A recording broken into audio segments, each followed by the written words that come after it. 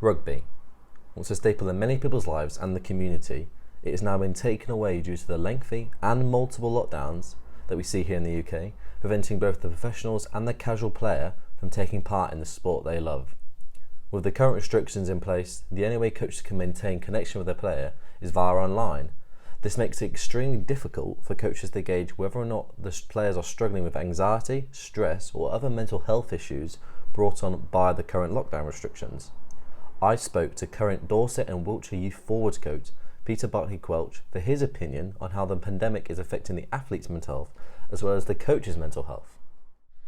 How have these multiple lockdowns affected your time with the athletes? I think it's affected it massively in terms of what we can do.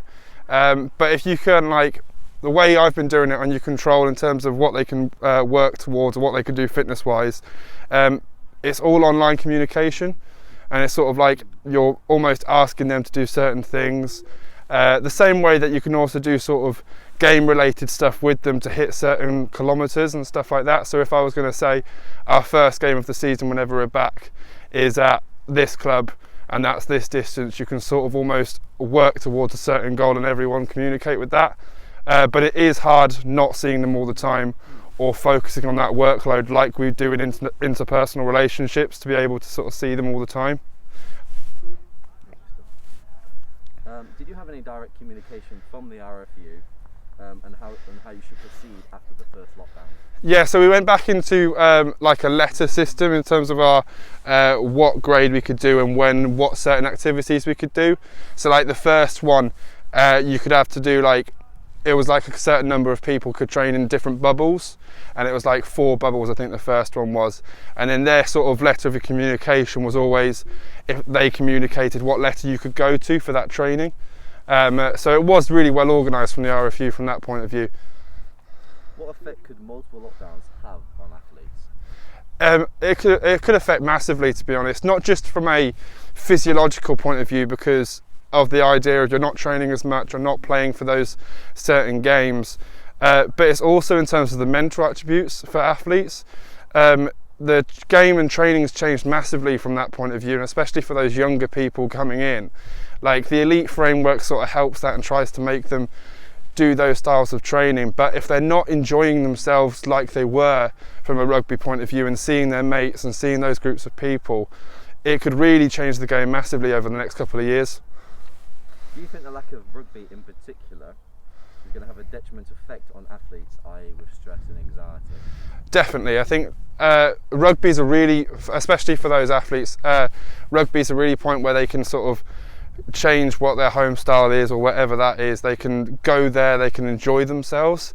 I think without that release of aggression or even just that release of being able to enjoy with their friends, in terms of their mental health, could really change massively from that point of view.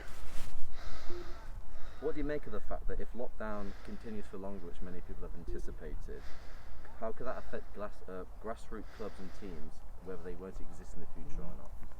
It really could affect them massively. That clubs, especially with rugby, is all about the community and their help, and a lot of clubs and players have been sort of almost giving them their membership away to being able to keep those clubs in. But with everything going on at the moment, players might not be able to do that and parents might not be able to do that.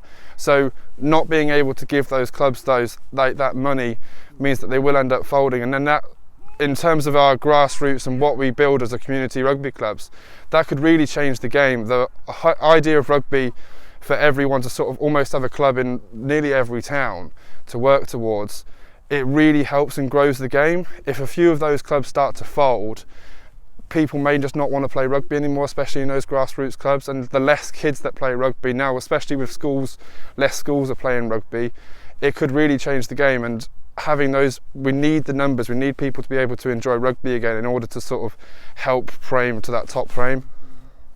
Do you believe high profile tournaments such as the current ongoing Six Nations should be going ahead?